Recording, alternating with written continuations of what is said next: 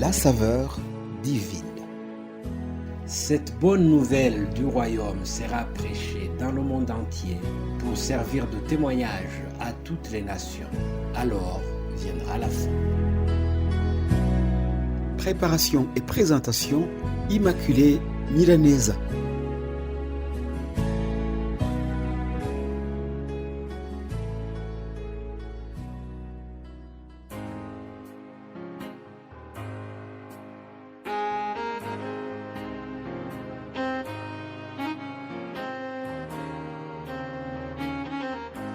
Très chers amis qui suivent l'émission Saveur divine, je vous salue chaleureusement au nom de Jésus-Christ.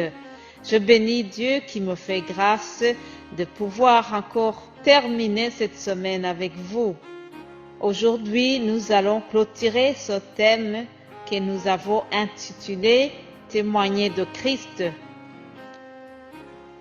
Vous savez, témoigner de Jésus est un ordre auquel tout disciple de Jésus doit obéir. Dans Matthieu chapitre 10, Jésus nous dit « C'est pourquoi quiconque me confessera devant les hommes, je le confesserai aussi devant mon Père qui est dans les cieux. » Il répète la même parole dans l'Évangile selon Luc chapitre 12 en disant « Je vous le dis, quiconque me confessera devant les hommes, le Fils de l'homme le confessera aussi devant les anges de Dieu. » Alléluia. Chers amis, soyons sans crainte, témoignons de Jésus. Il est vrai que nous pouvons tous avoir des craintes qui nous empêchent de le faire. Cependant, Jésus nous encourage. Jésus compte beaucoup sur notre témoignage de foi devant les hommes, afin que tous puissent connaître l'espérance de la vie éternelle. Il nous a laissé une mission universelle. Tous les chrétiens, nous devons témoigner de notre foi, nous ne devons pas la cacher, nous ne devons pas cacher notre identité chrétienne. Dans l'histoire que nous trouvons dans l'Évangile selon Marc 5, nous trouvons une histoire d'un homme que Jésus a guéri. Cet homme était possédé par des démons, puis Jésus l'a guéri. Il a été délivré de ces démons. Il avait une vie très difficile avant que Jésus le guérisse. La Bible nous raconte qu'il passait des nuits et des jours à crier et à se blesser lui-même avec des pierres. Mais par la grâce merveilleuse de Jésus, il a été délivré, il a été guéri complètement et sa vie a été transformée. Alléluia! Mais dès qu'il a été libéré, il a demandé à Jésus s'il pouvait le suivre. Bien sûr qu'il était en admiration pour ce Jésus qui venait de le délivrer. Il était content, il voulait le suivre. Mais ce qui est très étonnant, Jésus ne lui a pas permis de le suivre. Il lui a demandé une chose, il lui a demandé d'aller et raconter, aller témoigner de ce qu'il avait vécu. Étonnant. De la même manière que Jésus demande à cet homme d'aller chez lui, dans sa maison, dans son village, pour témoigner de ce qu'il avait vécu, de cette manière-là, Jésus nous demande de témoigner aussi de ce qu'il a fait dans notre vie. Alors, certains ont plus facile à témoigner et d'autres non. Il y en a qui se disent « Comment vais-je témoigner ?»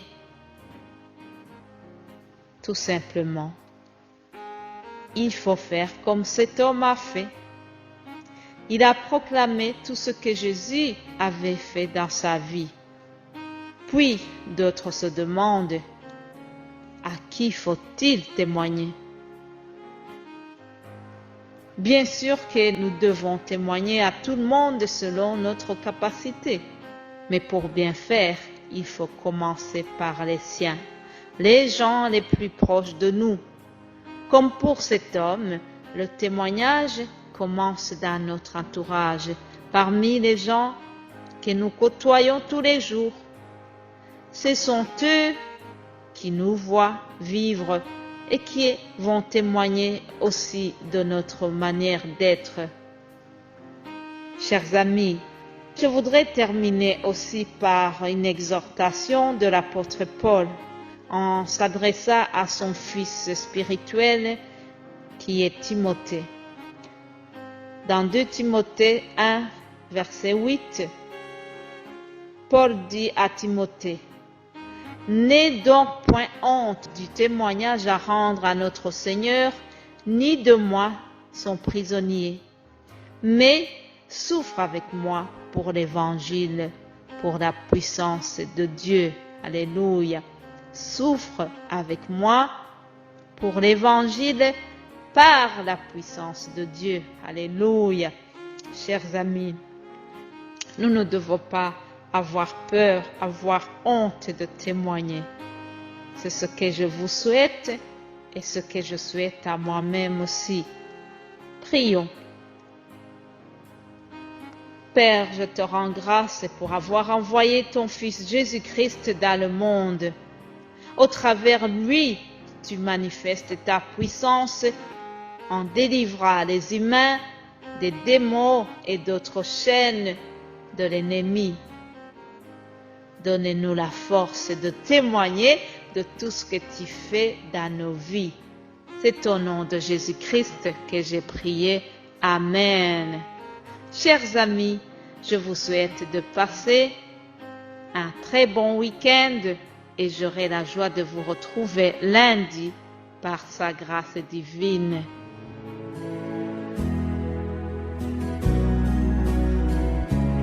La saveur divine. Cette bonne nouvelle du royaume sera prêchée dans le monde entier pour servir de témoignage à toutes les nations. Alors viendra la fin. Préparation et présentation, Immaculée Milanesa.